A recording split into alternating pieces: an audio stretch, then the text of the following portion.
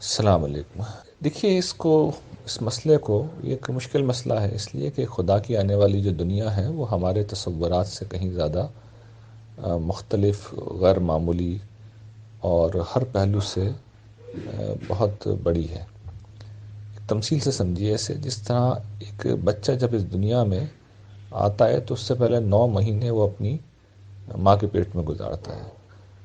تو اس بچے کو یہ سمجھایا نہیں جا سکتا کہ آنے والی دنیا میں کیا ہوگا۔ ظاہر ہے کہ وہ سمجھ ہی نہیں سکتا، اس کو نہ رنگ کا پتہ ہے، نہ روشنی کا پتہ ہے، نہ ذائقے کا پتہ ہے، نہ خوشبو کا پتہ ہے، نہ انسانوں کا پتہ ہے، نہ درختوں کا پتہ ہے، نہ کسی اور چیز کا پتہ ہے۔ لیکن بس اس کے پاس 2 چیزیں ہوتی ہیں، ایک یہ کہ اس کو بھی غذا مل رہی ہوتی ہے کسی نہ کسی پہلو سے، اللہ تعالیٰ اس کی غذا کا انتظام کرتے ہیں جو ماں کے وجود کے ذریعے سے اسے مل رہی ہوتی ہے، اور دوسرے اس کی گروتھ ہو رہی ہوتی ہے۔ تو اس کو بس یہی سمجھایا جا سکتا ہے کہ تم جس دنیا میں جاؤ گے وہاں پر تمہیں اور اچھی غذا ملے گی اور تمہاری زیادہ بہتر گروتھ ہوگی۔ اس کی سمجھ میں یہی 2 تصور آ سکتے ہیں۔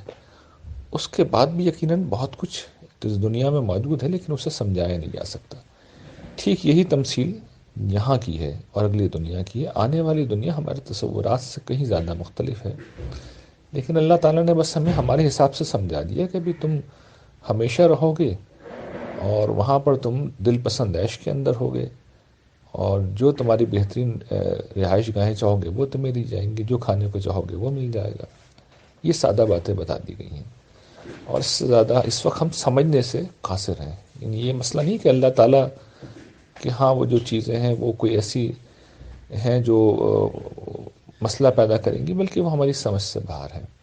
باقی جو آپ کو متعین سوال ہے کہ وہاں کیا فیملی ہوگی، تو قرآن بتاتا ہے جی وہاں پہ فیملی ہوگی، اور یہ بات ٹھیک نہیں ہے کہ جو جس عمر میں اس دنیا سے جائے گا اسی عمر میں رہے گا، نہیں، سب لوگ جوان ہی ہوں گے وہاں پہ، اور جوانی کی حالت ہی میں رہیں گے، چاہے وہ بوڑھے ہوں چاہے درمیانی عمر میں گئے ہوں، سب جوان رہیں گے وہاں پہ۔ تو اصل چیز اس پورے معاملے میں اللہ پہ بھروسہ کرنا ہے، اور یہ یقین رکھنا ہے کہ جس مالک نے اس دنیا میں ختم نہ ہونے والی یہ رنگینی رکھی ہے، اگلی دنیا وہ اس سے بہت بہتر بنائے گا۔